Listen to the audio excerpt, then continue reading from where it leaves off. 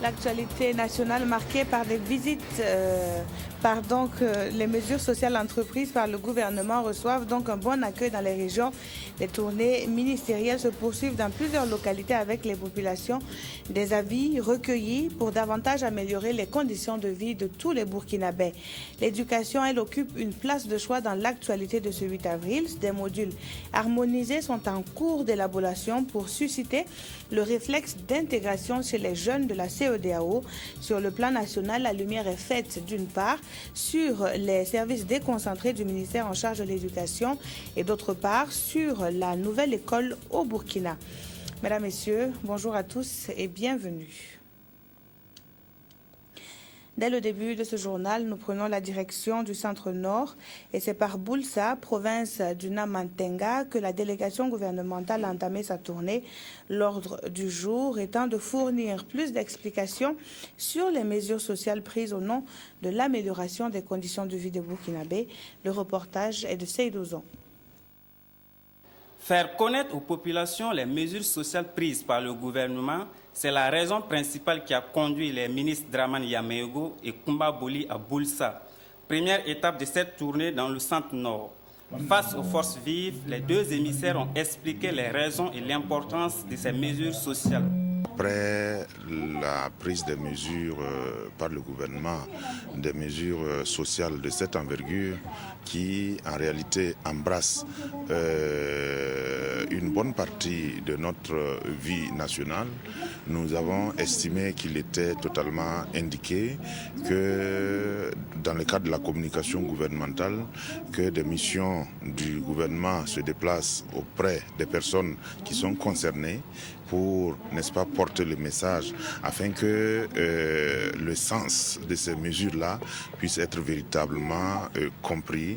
Et je pense que ces missions se justifient en ce sens.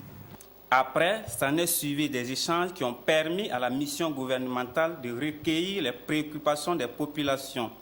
Une démarche bien appréciée. Je dois dire que c'est la première fois que nous avons vu tant de mesures sociales au niveau du Burkina. C'est vraiment important. Et on a vu également qu'il y a des catégories qui, depuis longtemps, n'ont pas eu autant d'augmentation.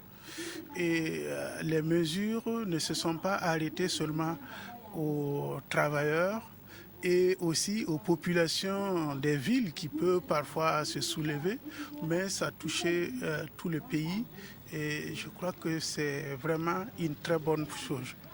Maintenant, la mission aussi, c'est une bonne chose parce que c'est un effort de communication. Nous avons constaté que ce gouvernement fait beaucoup d'efforts de communication. Ça permet de comprendre ce que le gouvernement est en train de faire. Mais nous avons compris aussi qu'en retour, il voudrait voir quelles sont les préoccupations des forces vives et des populations ici, ce qui est une bonne chose en vue des prochaines mesures. En tant que force vive, je crois que c'est une très bonne chose. Et du reste, ces mesures seront expliquées par la mission et la population prendra la valeur de toutes ces mesures-là qui ont été prises en faveur donc, des populations au niveau du Burkina Faso.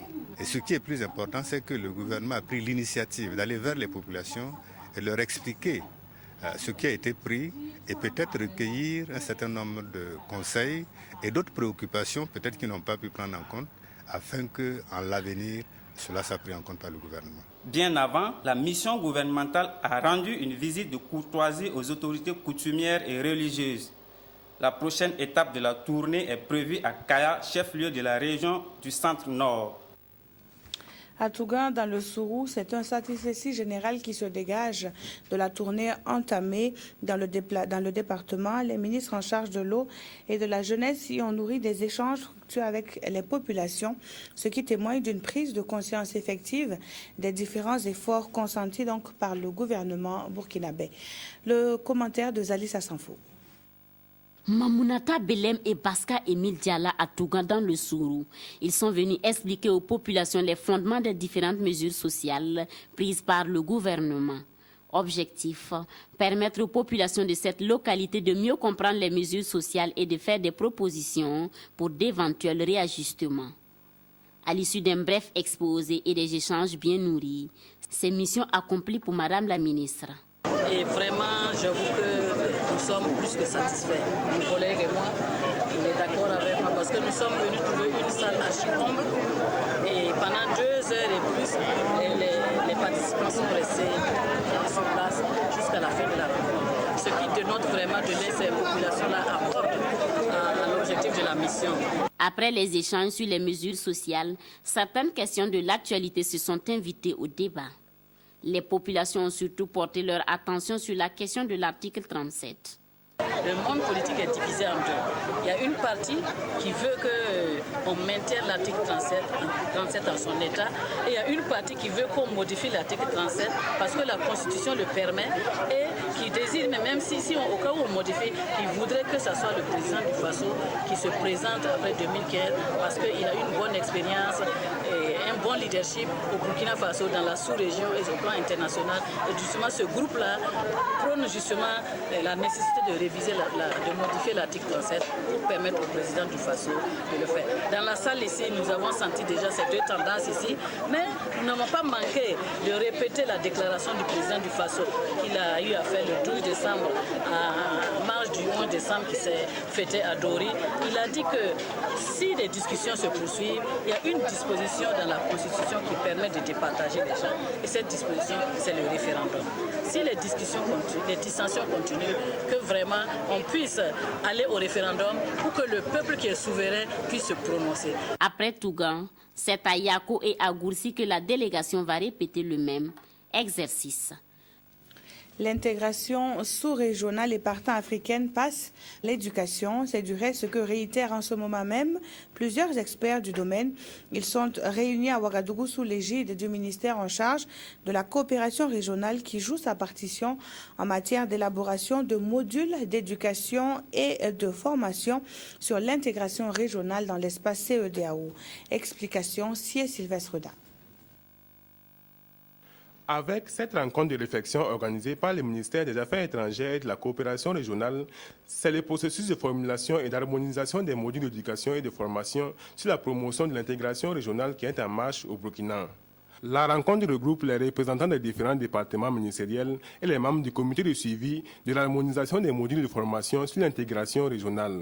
Il s'agit de parvenir à s'accorder sur des modules pertinents selon les différents ordres de formation existants au Burkina. Nous voulons maintenant, après cet atelier, avoir un référentiel qui va servir à enseigner donc, les modules dans toutes les écoles de façon uniforme. Au départ, l'intégration sous-régionale depuis les indépendances, c'était le fait des États. Mais avec maintenant l'évolution, la perspective 2020, on a estimé qu'il faut aller vers une intégration des peuples. Ce qui veut dire qu'il faut que chacun de nous comprenne le sens et la portée de l'intégration sous-régionale, les enjeux et les retombées positives qu'on peut en attendre. Les travaux sont prévus pour durer 2 jours. 2 jours au cours desquels les acteurs sont invités à des échanges fructueux. On aura un peu à évaluer ce qui a été fait au niveau de certaines écoles de formation et ce qui devrait être fait aussi au niveau des écoles qui n'ont pas encore formulé des modules. Cette rencontre marque une étape majeure du processus entamé à Koudougou en avril 2013 et qui vise à terme à élaborer une mallette pédagogique des modules de formation sur l'intégration régionale au Burkina. L'action se veut une contribution à l'effort national d'appropriation des enjeux de l'intégration par la jeunesse burkinabé. Les résultats issus de ces réflexions devraient servir également de repères pour les autres États de la CEDEAO notamment. Et toujours en éducation, le chef du département ministériel se penche sur le fonctionnement de ces services déconcentrés dans la région des Hauts-Bassins. À Bobo-Dioulasso, les différents acteurs n'ont pas manqué de faire le point sur les préoccupations du moment que sont, entre autres, l'insuffisance d'écoles appropriées, la régularité, donc l'irrégularité des conférences pédagogiques, mais également la question d'indemnité. Amadou Lougué. Le transfert du préscolaire et du post-primaire au ministère de l'Éducation nationale et de l'alphabétisation MENA exige une réadaptation du personnel pour faire face aux nouvelles réalités. Conscients de cette situation, les personnels d'administration et de gestion du MENA sont réunis ici à Bobo-Dioulasso. Il s'agit pour eux de plancher sur la problématique de la gestion efficiente des ressources humaines. Aujourd'hui, ce n'est qu'une continuité et pour nous, c'est de former aussi les acteurs de la structure institutionnelle MENA dans ce processus de transfert. D'abord, qu'ils s'approprient de ce concept de transfert, qu'est-ce que ça signifie, quelles implications aussi ça au niveau de leurs tâches quotidiennes, mais aussi au niveau de comment anticiper.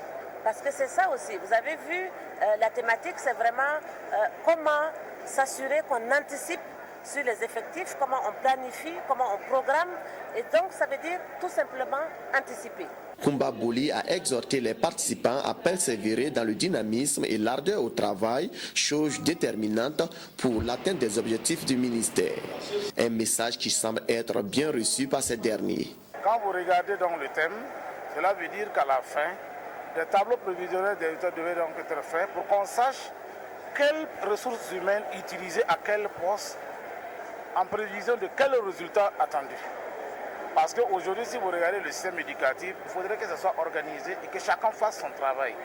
Que l'enseignant enseigne, que le pédagogue encadre et que le gestionnaire gère et planifie la gestion. Les participants et participantes sont venus de la boucle du Mouhoum et des Hauts-Bassins. Plus de 1500 personnes sont concernées par cette conférence. À noter également que cette conférence se tient simultanément à Dori, à Fada, à Gawa, à Waiguya et à Bobo-Dioulasso. Et justement, à Waiguya, la conférence publique a réuni les acteurs de l'éducation nationale autour de la nouvelle vision de l'école au Burkina. Il leur a été démontré les raisons du continuum, le rattachement du préscolaire au poste primaire au département de l'éducation nationale et de l'alphabétisation. Le compte rendu est cette fois de Christophe Ilboudo. Le rattachement du préscolaire et du poste primaire au ministère de l'Éducation nationale et de l'alphabétisation a fait l'objet d'une rencontre entre les acteurs de l'éducation nationale à travers une conférence publique. Le transfert du préscolaire et du poste primaire au MENA, enjeux et défis, c'est sous ce thème que s'est tenue cette rencontre au cours de laquelle le continuum éducatif a été présenté. Il y a d'abord le processus, les étapes du processus, et qui permet justement de voir un peu depuis le début qu'est-ce qu'on a pu faire. Et l'élément clé dedans, c'est un peu par rapport donc à la gestion des ressources humaines, mais aussi par rapport aux nouveaux types d'établissements donc qui vont naître, c'est-à-dire le complexe inter-éducation de base, qu'est-ce que c'est? Et par rapport aux ressources humaines, quelles sont les stratégies qui sont mises en œuvre pour une gestion efficace de ce personnel. À partir de 2015, ce sont des complexes intégrés d'éducation de base CIEB qui vont naître. Ils vont regrouper la maternelle, le primaire et les collèges d'enseignement général CEG. Les écoles nationales des enseignements du primaire ENEP vont disparaître au profit des instituts nationaux de formation de l'enseignement de base, INAFEB. C'est notre pays qui a un peu saucissonné nos systèmes éducatifs. Même dans la sous-région, quand vous regardez, vous allez voir qu'on dit ministère de l'Éducation nationale qui prend tout en charge pour éviter effectivement les goulots d'étranglement par une planification assez rigoureuse. Mais je crois que nous sommes aussi en train de revenir petit à petit sur les bonnes pratiques qu'on a eues par le passé. La mise en œuvre d'un projet de cette envergure nécessite des infrastructures appropriées et le gouvernement travaille à relever le défi pour atteindre ses objectifs. Alors, des efforts l'on en fait en matière d'éducation et les retombées sont visibles sur le terrain. C'est ce que s'accordent à dire les parties prenantes au PDCEB, le programme de développement stratégique de l'éducation de base. 2 ans après son démarrage, une deuxième mission conjointe de suivi fait le bilan de ce programme qui, rappelons-le, vise à améliorer les indicateurs et les performances de l'éducation au Burkina Faso. Moumouni Soubeiga. Le PDCEB, le programme de développement stratégique de l'éducation de base, est sur le point de remporter la bataille contre l'analphabétisme au Burkina. C'est partagé par les acteurs de mise en œuvre de ce programme. Au nombre des acquis engrangés, on note la réalisation de plusieurs infrastructures scolaires. À l'étape actuelle, nous pensons quand même que nous avons réalisé pas mal de choses. qui peuvent être constatées sur le terrain en matière d'infrastructure, en matière de formation des enseignants, en matière d'équipement des salles de classe. Certes, ce n'est pas suffisant, mais quand même, je crois que nous nous approchons un peu des objectifs qu'on s'était visés. Cette rencontre nous permettra de voir pourquoi on n'a pas atteint les 100% et certainement trouver les solutions de remédiation. Du côté des partenaires techniques et financiers, la satisfaction est également au rendez-vous. Nous apprécions les résultats atteints, surtout dans un contexte avec des enjeux aussi importants que le transfert de compétences vers le MENA et d'une réorganisation à ce niveau, dans le contexte également de la mise en œuvre du continuum afin que l'éducation de base couvre 10 années. Le PDCEP est un des maillons de la SCAD, la stratégie de croissance accélérée et de développement durable. Il couvre la période de 2012-2021 et a pour mission essentielle d'améliorer les indicateurs et performances en matière d'éducation de base à travers le développement du préscolaire, la réalisation de l'enseignement primaire universel en 2021 et l'accélération de l'alphabétisation au Burkina. Un mot à présent sur l'environnement dont la gestion incombe à tous. Le ministère en charge de la question est une fois de plus allé porter le message, cette fois à Bobo Dioulasso, avec des mots-clés, la gestion des déchets plastiques. Quand on sait le temps que mettent ces déchets pour disparaître et surtout quand on est conscient du danger qu'ils causent, il est plus que temps d'agir et vite. Comment s'y prendre et de façon efficace? Moumouni Baro se prononce. À Bobo Dioulasso, comme partout ailleurs au Burkina, il n'est pas rare de voir les déchets plastiques éparpillés autour des concessions.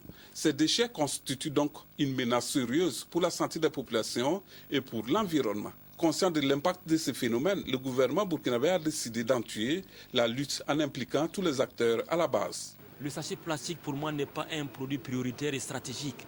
Sans sachet plastique, là, personne ne va mourir. Donc, si ce n'est pas stratégique et indispensable, et s'il y a des alternatives, allons vers l'innovation, parce que nous sommes au XXIe siècle. Et dans ce monde globalisant où tout est compétitif, si nous n'évoluons pas, nous reculons, nous sommes stagnants. Donc, il existe des potentialités, il existe des alternatives, et face à l'évaluation coût-avantage, nous nous rendons compte que les coûts sont plus élevés en matière d'impact environnemental, en matière d'impact sur la santé humaine. Pour amener les populations à épouser cette idée de lutter contre l'affairation des déchets plastiques, les producteurs, les importateurs, les revendeurs, les ONG et associations, les élus locaux ont été conviés à cet atelier, cette action. Les sachets constituent présentement une menace même pour les collectivités en tant que telles.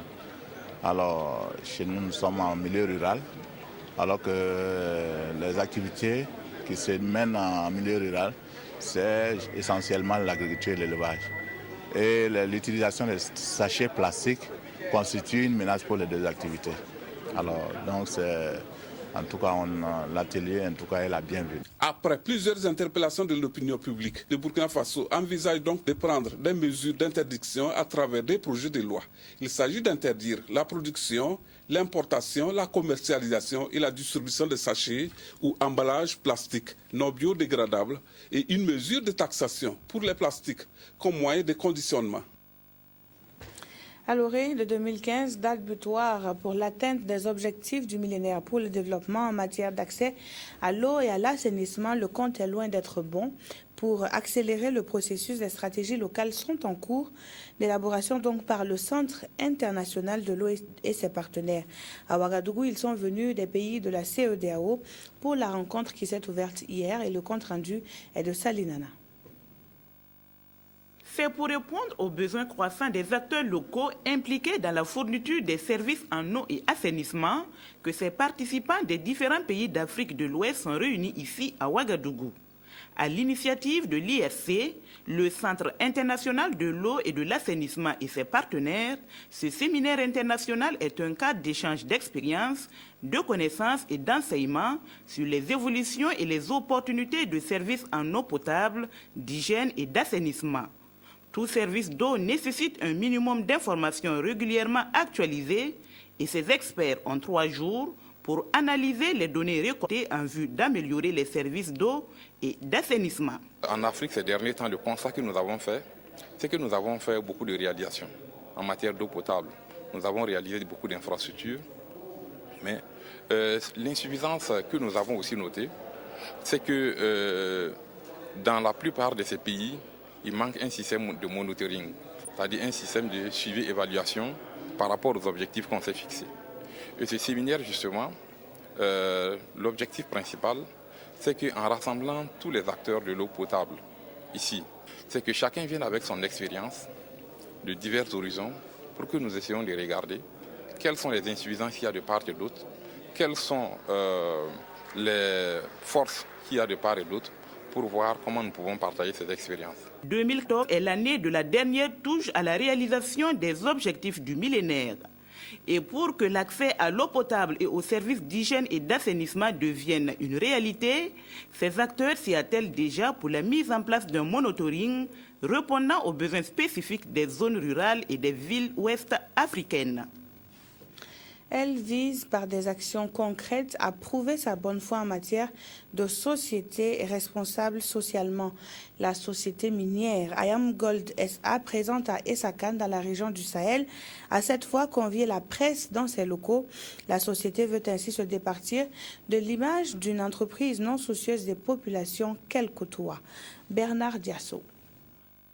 C'est une communication axée sur le projet d'expansion de la mine de Sakan avec la réalisation de son deuxième plan d'action de réinstallation, communication faite par le surintendant du département Relations et Développement communautaire de la dite mine et qui a précédé à une série de visites des réalisations des projets de développement communautaire d'Ayam Gold et Sakan SA qui ont ponctué le séjour de ces hommes de médias. De Sakan site à Gesakado dans la commune de Falaguntu, en passant par Sambagré Nord et Marganta, ce sont des hameaux impactés par l'expansion de la mine de Sakan qui se sont vus compenser des biens d'habitation, des jardins maraîchers et des programmes de restauration de moyens de subsistance. On était quand même dans une zone vraiment où il y avait beaucoup d'embouteillages. C'était pêle-mêle, la construction. Donc avec la société, avant de nous réinstaller, même ils ont arriéré, c'est-à-dire qu'ils ont loti le coin avant même de construire et pouvoir quand même nous réinstaller. C'est déjà une bonne chose. Ensuite, avec leur programme de développement, vraiment, ils en ont fait de Sakan quand même une ville. Bon, nous sommes venus nous réinstaller ici. Vraiment, nous sommes satisfaits de cette réinstallation avec les maisons, les WC et douches que nous avions. On n'a pas de difficultés.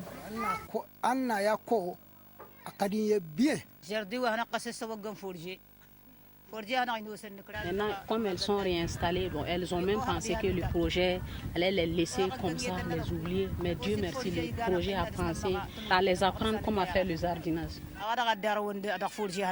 Ce projet d'expansion de la mine de Sakan a impliqué le déplacement de 555 ménages, soit 3208 personnes de ces hameaux impactés. C'est la fin de cette édition. Merci de l'avoir suivi. Très bon après-midi à toutes et à tous.